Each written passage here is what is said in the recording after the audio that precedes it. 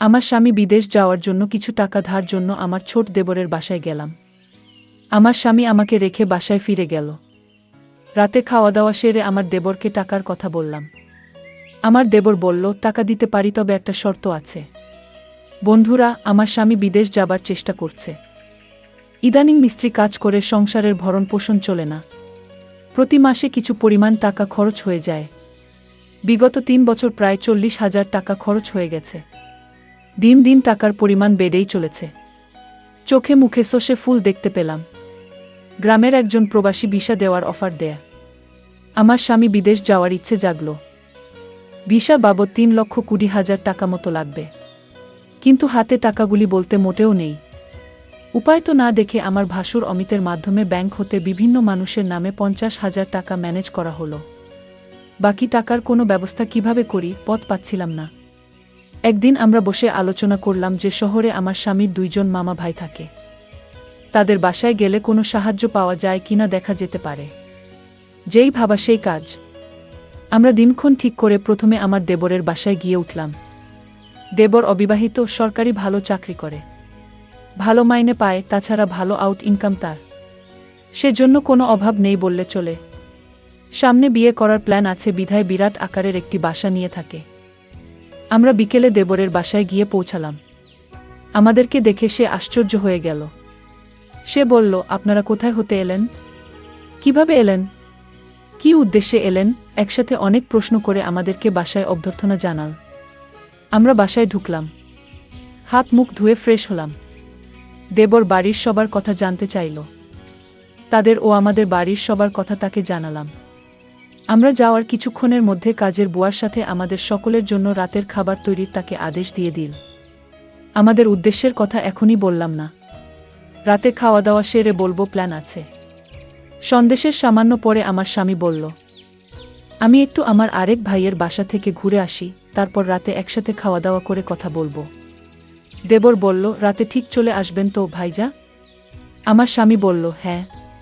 তখন দেবর বলল, তাহলে জানা শোনেন, যদি রাতে আপনি না আসেন, আমি কিন্তু ভাবিকে আস্ত রাখবো না বলে দিলাম। এই বলাতে আমরা 3 জনেই অট্টহাসিতে ভেঙে পড়লাম। আমার স্বামী চলে গেল।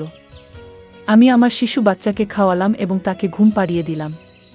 আমরা দেবর ভাবি সোফায় বসে টিভি দেখছিলাম আর রাজ্যের নানা কথাতেই মশগুল হয়ে গেলাম। কথার ফাঁকে আমাদের উদ্দেশ্যের কথা বললাম।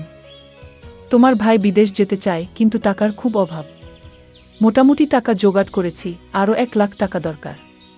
তুমি দিতে পারবে ভাই? আমি কথাটা উপস্থাপন করলাম।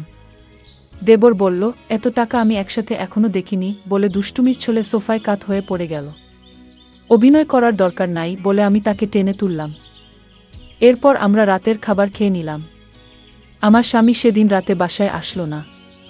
তার জন্য অপেক্ষা করে রাতে আমরা শুয়ে রইলাম। নতুন জায়গায় তেমন ভালো ঘুম হলো না। সকালে স্বাভাবিকভাবে নাস্তা সেরে নিলাম। আমার স্বামী আসলো, তাকে নাস্তা দিলাম। আমরা চলে যাবার প্ল্যান করলাম। তার আগে আবার একবার দেবরকে টাকার কথা বললাম। দেবর বলল, টাকা জোগাড় করতে আমার সপ্তাহখানিক সময় লাগবে। কখন লাগবে তোমাদের টাকা? আমি বললাম, আগামী 10 দিনের মধ্যে হলে আমাদের চলবে। আমার স্বামীর দিকে লক্ষ্য করে বলল, তাহলে আগামী সোমবার তুমি আবার এসো। আমি কিছু টাকা দিতে পারবো, বাকি টাকা তুমি অন্য কোথাও সংগ্রহ করতে পারো কিনা দেখ। আমার স্বামী কি যেন চিন্তা করল। তারপর বলল, তাহলে আমি তোর ভাবিকে রেখে যাই। তুই যত তাড়াতাড়ি পারিস টাকা জোগাড় হলে তোর ভাবিকে পাঠিয়ে দিস, কেমন? আমি আপত্তি করলাম। আমার স্বামী আড়ালে নিয়ে আমাকে বলল, যদি আমরা কেউ সামনে না থাকি, তাহলে সে যদি টাকার কথা ভুলে যায়। আর তুমি এখানে থাকলে এমন কিছু ঘটবে না। তুমি এখানে থাকো, টাকা যে কোনো উপায় আমাদের পেতে হবে। আমি বাড়ি গিয়ে বাকি টাকা জোগাড় করতে হবে। আর তুমি বুঝিয়ে সুঝিয়ে বেশি টাকা নিতে পারবে কিনা দেখবে। আমি রয়ে গেলাম। আমার স্বামী চলে গেল। আমার স্বামীকে গাড়িতে তুলে দিয়ে 1 ঘন্টার মধ্যে দেবর ফিরে আসলেও দিনে কোনো প্রকার দুষ্টুমি করেনি। রাত হলো, সে রাতের কথা কিছুক্ষণ পর বলছি। রাত প্রায় 9টা বাজল। আমরা রাতের খাওয়া দাওয়া সেরে নিলাম। এবার ঘুমানোর পালা। আমি আমার শিশু সন্তানকে পাত্রে দুধ খাওয়াই ঘুম পাড়িয়ে নিলাম। আমি বিছানায় গিয়ে শুনলাম দেবর টিভি অন করে সোফায় আরাম করে বসল। বসে আমায় ডাকলো, ভাবি সোফায় আসো। আমি কোনো জবাব না দিয়ে বিছানায় শুয়ে রইলাম। একবার আমাকে ডেকে সাড়া না পাওয়ায় সোফা হতে উঠে আসলো এবং আমাকে ছি ভাবি বলে ডাকতে লাগল। আমি সাড়া না দিয়ে পারলাম না। বললাম, অনেক রাত হয়েছে, ঘুমিয়ে পড়ো। এরপর সে বিছানায় গিয়ে শুয়ে পড়ল। কতক্ষণ ঘুমালাম জানি না। আমার ঘুম ভেঙে গেল। আমার ঘুম ভাঙলে আমি তাকে বুঝতে দিলাম না। বুঝতে পারলাম ঘুমের মধ্যে কি ঘটনা ঘটে গেছে। ভাবলাম আর থাকবো না, চলে যাব। তাই সকালে নাস্তা খেয়ে রেডি হলাম। তখনই মনে হলো, এভাবে চলে গেলে স্বামীর টাকা জোগাড় হবে কিভাবে। নানান কথা ভাবতে ভাবতে সকাল ৯:০০টায় আমাকে একটা মোবাইল ফোন দিয়ে দেব বলল। অফিস হতে আমি যোগাযোগ করতে পারি, তাই এটা দিলাম। এই বলে সে অফিসে চলে গেল। আমি একা তার পথ চেয়ে বসে রইলাম। অফিসে চলে যাওয়ার পর আমি সম্পূর্ণ একা বসে বসে টিভি দেখছিলাম। দরজায় কড়া নাড়ল। দরজার পাশে গিয়ে জিজ্ঞেস করলাম, কে? বাহির হতে জবাব এলো, আমি কাজের বুয়া। খুলে দিলাম দরজা। বুয়া পাক শাক সব শেষ করে আমার কাজ হয়ে গেছে বিদায় নিয়ে চলে গেল। আমি আবার টিভি দেখায় মগ্ন হলাম। বেলা প্রায় ১টা বাজল। আমি স্নান করার জন্য প্রস্তুতি নিলাম। এমন সময় মোবাইল বেজে উঠল। দৌড়ে গিয়ে রিসিভ করলাম। ওপার হতে আমার দেবর বলতে লাগলো, ভাবি, আমি একজন লোকের হাতে ১০,০০০ টাকা পাঠাচ্ছি। লোকটা আমার খুব আপন। আপনি একটু ভালো করে মেহমানদারি করবেন। চা নাস্তা যা চায় তা দেবেন। কোনো কার্পণ্য করবেন না, বুঝলেন? টাকাগুলো আপনার জন্য। আমি ঠিক আছে কি বলে ফোন রেখে দিলাম। আমি আবার টিভি দেখার জন্য সোফায় বসলাম। টিভিতে একটা ইংলিশ সিনেমা চলছে। এমন সময় দরজায় কড়া নাড়ার শব্দ হলো। দরজা খুলে দিলাম। একই দেখছি। সম্পূর্ণ এক নিগ্র মানুষ, প্রায় ৬ ফুট লম্বা। হাতের আঙ্গুলগুলো যেন আমাদের বাঙালিদের হাতের বাহুর মতো, যেমন লম্বা তেমনি মোটা। লোকটি বাংলায় বলল, আসতে পারি ভাবি? আমি হেসে বললাম, হ্যাঁ আসুন। লোকটি সরাসরি সোফায় গিয়ে বসল। তাড়াতাড়ি চা নাস্তা তৈরি করে তাকে পরিবেশন করলাম। সে ১০,০০০ টাকা আমার হাতে গুজে দিল। আমার খাতিরদারি তার নাকি বেশ ভালো লেগেছে। বিদায়ের সময় আমার কান্না এসে গেল। সে আমাকে বলল, কেঁদো না, যদি সম্ভব হয় আমি আবার একবার আসব। তার চলে যাওয়ার পথে এক দৃষ্টিতে তাকিয়ে রইলাম। ভাবলাম, সে যদি আমাকে সাথে নিয়ে নিত। বিকালবেলায় আমার দেবর অফিস হতে ফিরে এসে লোকটির কথা জানতে চাইল। টাকা দিয়েছে কিনা? বললাম, হ্যাঁ দিয়েছে। আমার দেবর আশ্চর্য হয়ে আবার জানতে চাইল, তাহলে দিয়েছে? আমি বললাম, হ্যাঁ দিয়েছে তো।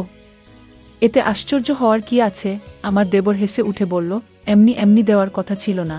আমি কোনো কথা না বলে চুপ হয়ে রইলাম। আমার নীরবতা দেখে যা বোঝার বুঝে গেল। আমাকে বলল, ভাবি, দুনিয়াটা বড়ই কঠিন। কেউ কাউকে এমনি এমনি টাকা দিতে চায় না, সবাই বিনিময় চায়। সে আমাকে ধারে টাকা দিয়েছে, যথাসময়ে এগুলো ফেরত দিতে হবে। আমি তোমাদের টাকা প্রযোজনের কথা এবং তোমার উপস্থিতির কথা সব জানিয়েছিলাম। তুমি যদি দাদাকে কিছু না বলো, তাহলে ১ থেকে ২ লাখ টাকা জোগাড় করে দেয়া যাবে। শুধু দাদাকে বলবে সব টাকা আমি দিয়েছি। এতে টাকাও জোগাড় হয়ে যাচ্ছে। তখন ভাই বিদেশ যাওয়া নিশ্চিত হচ্ছে। আমি তার কথা নির্দেশ সব শুনছিলাম। উপদেশ শেষ করে আবার সম্মতি জানতে চাইলে আমি কোনো উত্তর না দিয়ে নীরব রইলাম। আমার চোখে ভেসে উঠতে লাগলো আজকের লোকটির কথা। কি নাম কে জানে? জিজ্ঞেস করা সম্ভব হয়নি। খ্রিস্টান না মুসলমান তাও জানা যায়নি। তবে হিন্দু নয় সে ব্যাপারে নিশ্চিত। আমার দেবর আমার সম্মতি আবার স্পষ্ট করে জানতে চাইলে বললাম, আমি কি বলবো? তুমি যা ভালো মনে করো তাই করতে পারো। আমার সম্মতির লক্ষণ দেখে বলল, রাতে একজন মেহমানকে দাওয়াত করেছি। কিছুক্ষণ পর কাজের বুয়া আসলো। সে বিকেলে চা নাস্তা তৈরি করার পাশাপাশি রাতের রান্নাবান্না শেষ করে চলে গেল। কে আসছে, কেমন হবে লোকটি? মনের ভেতরে একটা চঞ্চলতা কাজ করতে লাগলো। রাত ৯টা বাজলেই আমি দেবরকে বললাম, খেয়ে নেবে না? মেহমানের জন্য অপেক্ষা করবে? দেবর বলল, না, মেহমান কে আসবে? চলো আমরা খেয়ে নেই। আমরা খেয়ে নিলাম। আমরা বসে বসে টিভি দেখছি। প্রায় রাত ১০টা। দরজায় খটখট আওয়াজ শুনলাম। বুঝলাম মেহমান এসে গেছে। আমার দেবর দরজা খুলে দিল। মেহমান ঘরে ঢুকে জানতে চাইল, তোমার ভাবি কই? দেবর বলল, ভিতরে আছে। দুজনে একসাথে আমি যে ঘরে আছি সে ঘরে চলে গেল। দেবর তার সাথে আমাকে পরিচয় করিয়ে দিল। লোকটি দেবরকে উদ্দেশ্য করে বলল, তোমার ভাবিকে তো দেখতে দারুণ লাগছে। আমি ১ মিনিট টিভির দিকে তাকিয়ে আছি। সকালে ঘুম হতে উঠে ফ্রেশ হলাম। তারপর দুজনে চা নাস্তা খেলাম। আমার দেবর সকাল ৯টায় অফিসে রওনা হয়ে গেল। আজ কোনো মেহমান আসবে কিনা বলে গেল না। আমার কাছে গতকালের রেখে যাওয়া তার মোবাইলটা কিন্তু আছে, হয়তো যোগাযোগ করবে, না করলে আরও ভালো। আজ বিশ্রাম নেওয়া দরকার। দেবর চলে যাওয়ার পর আমি বিছানায় শুলাম। কেমন জানি একা একা লাগছে।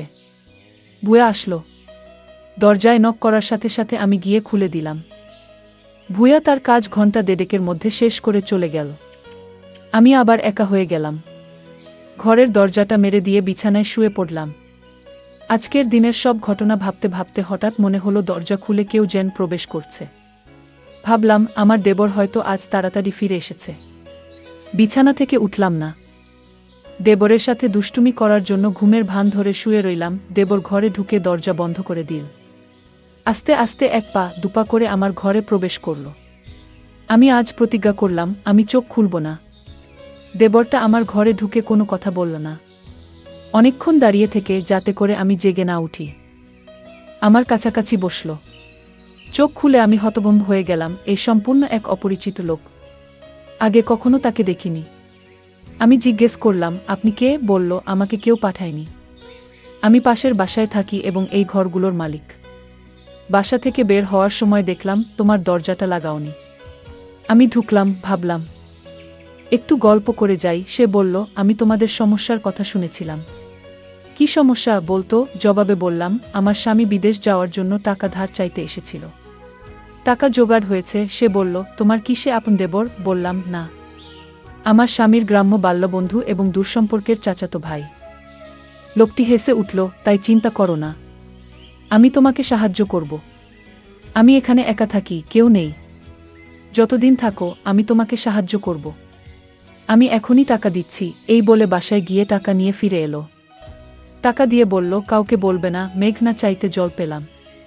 লোকটা বলল দুপুরবেলায় আমাদের বাসায় এসো, তোমার সাথে গুরুত্বপূর্ণ কথা আছে। দুপুর হতে আরও 3 ঘন্টা বাকি। অপেক্ষা করতে করতে যখন 2টা বাজল, আমি আস্তে আস্তে এক পা দুপা করে বাড়ির মালিকের ঘরের দরজায় গেলাম। দরজায় চোখ রাখলাম, কিছু দেখলাম না। আস্তে করে টোকা দিলাম, কারো জবাব পেলাম না। দরজায় হাত দিতেই দরজা খুলে গেল। ভিতরে ঢুকে দেখলাম সে তার রুমে শুয়ে আছে। আমি তার পাশে গিয়ে দাঁড়ালাম। আমায় দেখে খুশিতে হেসে বলল তুমি এসেছো। লোকটা বলল তুমি দেখতে আমার বড় মেয়ের মতো। সে দেশের বাইরে থাকে। কয়েক বছর হলো সে বাসায় আসে না। নিজেকে একা একা লাগে। লোকটা বলল তোমার এখানে আর থাকার দরকার নাই। তোমার যত টাকা লাগে সব আমি দিচ্ছি। দুনিয়াতে এখনো অনেক ভালো মানুষ আছে যারা কোনো বিনিময় চায় না। অনেক দিনের জমানো কথাগুলো তার সাথে শেয়ার করে প্রায় ঘন্টা 2-1 পর আমি আমার দেবরের ঘরে ফিরে এলাম। এভাবে আমার টাকা জোগাড় হয়ে গেলে দেবরকে বললাম আমি চলে যেতে চাই। দেবর না বলল না। তারপরের দিন সকালে আমায় বাসে তুলে দিলে আমি বাড়ি চলে এলাম। কয়েকদিন পর আমার স্বামী বিদেশ চলে গেল। বন্ধুরা, আজকে বিদায় নিচ্ছি। গল্প ভালো লাগলে একটা লাইক দিয়ে বন্ধুদের সাথে শেয়ার করে দাও। আর এই চ্যানেলটি নতুন দর্শক হয়ে থাকলে চ্যানেলটি সাবস্ক্রাইব করে নিতে ভুলবে না নতুন নতুন গল্প পেতে।